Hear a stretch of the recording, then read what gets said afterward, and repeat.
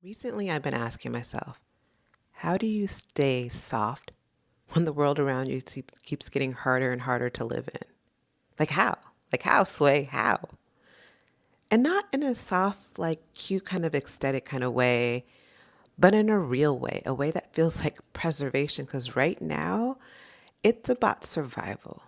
And it feels that way. Like the news, war, and all these other different things can mess up a girl's nervous system. And I don't need another plan. I don't need a wellness plan. And as much as I love meditation and yoga, I need more than that. I need something that can keep me grounded, regulated, and dare I say, have a little joy in my life.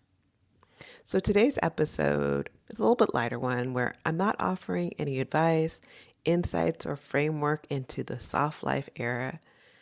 I'm just sharing some little things and simple, specific, and kind of random things that are working for me to help me stay in my own soft era that may be inspiration for you. So, not trying to fix anything. I'm just talking about things that help me remember who I am underneath all this noise that's going on right now. Welcome to the Hello Well with Danielle podcast, your weekly mental vacation from the daily grind for busy women who just need a moment to pause, breathe, and incorporate a little bit of softness in their life. I'm your host, Danielle Washington. And as a yoga therapist, I'm always thinking about ways to regulate the nervous system. And everyone has different nervous system responses. But for me, I know mine. And so I need to do things that help me in a way that may seem really strange to others. So these things that I'm talking about today have been literally saving me lately in a very gentle, low stakes, nervous system soothing kind of way. But I want to recognize some of them for me are really cozy and comfortable. And I think about them, they're like, yes. Some of them are nostalgic. And some, again, may not make any sense to anyone but me. But that's kind of the point. When you're working on regulating your nervous system and entering your own soft era, it may make no sense to anyone but you. And that's okay. So for me, one of the things that has been working, and I talked to my therapist about this, I think she's probably laughing inside, but it's Grey's Anatomy. Grey's Anatomy, for some reason, is like the kryptonite to my cortisol spikes. It's one of those things I can keep in the background. I don't need to watch it because I know everything that's going on. And I honestly, I actually play it when I'm sleeping. I know you're not supposed to play music or TV. Well, you can play music, but you're not supposed to, no, they say, quote unquote, you're not supposed to watch TV or have in the background. But for me, there's something about Christina and Meredith and those earlier episodes that help me feel like, oh, okay, the world is a safe place. I am safe. I'm good. And quite honestly, it's better than a meditation app. So I love me some Grey's Anatomy. I listen to it all the time. Or when I'm starting to feel stressed out, I'll put on some Grey's Anatomy at the end of the night. The other night, I will say, I tried Scandal. I'm like, it's Shonda Rhimes. Do the same thing. Nope. Scandal had me all, my nervous system started freaking out. And I was like, time to go back to Grey's Anatomy. Another thing I like to do is eating by memory. And so, what do I mean by that? When you think about your childhood, think about foods that bring a smile to your face. For me, that's lemon pie. I hella love lemon pie. And I don't like lemon meringue pie. So my dad stopped years ago putting the meringue on it, and I just had a lemon pie. Basically, it looks like a large lemon tart. And that's my favorite. And so when I think about those things, like the other day, I was feeling a little bit anxious and not kind of getting ungrounded. I said, I'm going to make a lemon pie. And I'm going to make a different lemon pie. I made a lemon pie with rosemary. I actually thought it was good. I gave it to someone else. He was like, that's a little strange. I was like, rosemary or lavender, this will be really good. I thought the rosemary was really good. But there's lemon pies bring me back to my childhood. The other thing I eat that helps me kind of regulate my nervous system and stay in my soft air are organic popsicles from Whole Foods. I love organic popsicles from Whole Foods. A, because I'm allergic to corn syrup, so I can't eat the regular ones. But these remind me of that summer I spent in Texas, in Port Arthur, with my cousin, where we would take some Kool-Aid, we'd put it in a styrofoam cup, and we would put it in the freezer, and then we would either sell them so we can buy a Barbie car, but also we would just like take a spoon and start scraping it out.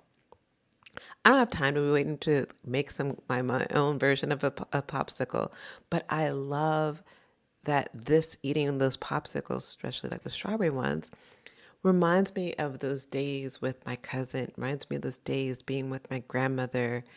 And it's a way to eat with comfort, with remembrance, and it fuels me right now. And so that's some of the things I do. I like to eat by memory. The other thing I do, which seems definitely a little bit random sometimes, is I'll walk to the farmer's market.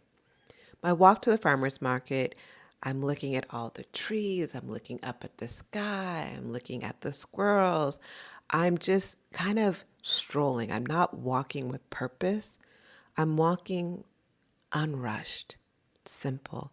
And oftentimes I go to the farmer's market, I don't buy a single thing. What helps my nervous system, that keeps me in my soft air when going to the farmer's market, is that I love talking to different people. Just the different vendors that are always there. They know my name, they knew who I am, they greet me. And what that does for me, again, it's that memory. It reminds me of when I was in Italy and I'd go to the markets and I'd go to the same market. So everyone always knew who I was. And so it reminds me of a time where I felt good. I felt safe. I felt like me. And that's why I love walking to the farmer's market. And it helps me stay in my soft girl era. One of the things I had to stop doing was I had to take a break from the news. In particular, I had to take a break from Abby Phillips. I love me some Abby Phillips. And I'm saying it wrong, Abby Phillips. I always want to add an S to it, but Abby Phillip is a journalist on CNN. Love watching her every night at 7 p.m. It is like clockwork.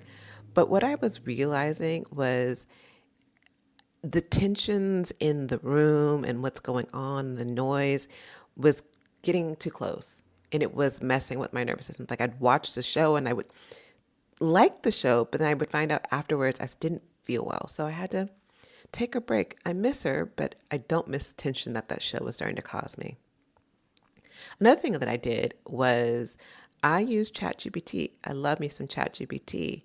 And I was walking one day and I saw this beautiful mission style house. And all of a sudden it made me think, oh my God, that's the kind of house I'd want to live in.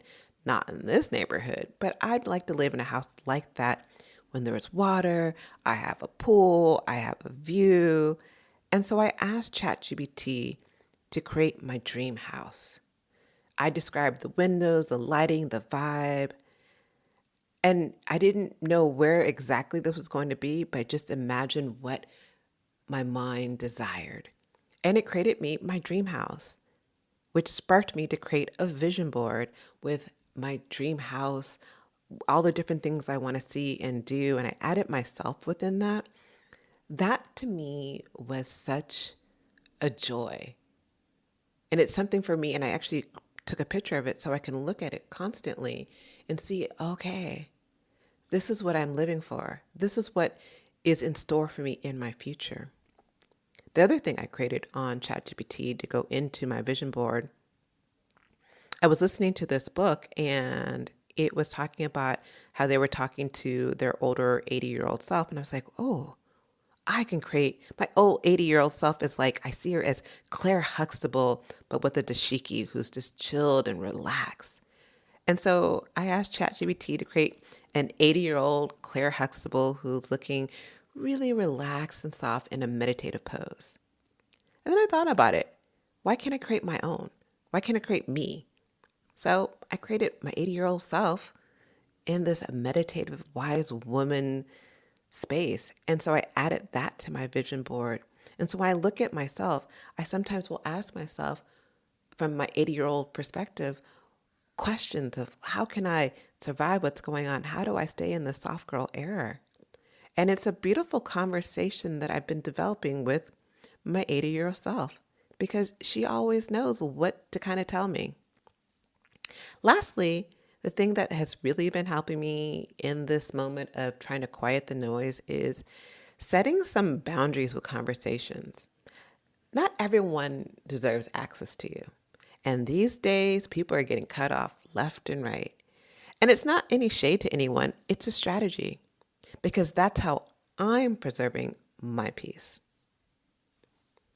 The reality is, softness is often seen as weakness, being passive, but softness is a choice. It's a practice and it's a strategy right now that I think a lot of people can use. You don't have to perform strength all the time. You don't have to be resilient. It's okay to have moments where, okay, I'm going to work on preserving myself because that's all I have right now. And I'm okay with that. So I'm curious, what's keeping you sane right now in these moments of a lot of noise in the world? Let me know. On another note, I'll see you guys next week. Ciao.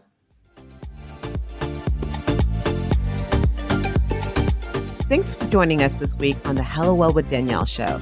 Make sure to visit our website, hellowellwithdanielle.com, where you can subscribe to our show on iTunes, Spotify, and Amazon Music and never miss an episode. Also, you can follow us on social media at Hello Well with Danielle on Facebook and Instagram, and Hello Well Danny on Twitter. And if you like hella love the show and got some good nuggets out of it, know that I'm not too proud to ask for you to please leave a rating or review on iTunes so that we can continue to expand our reach and help other women of color. Again, thanks so much for listening, and I hope to see you next week. Ciao.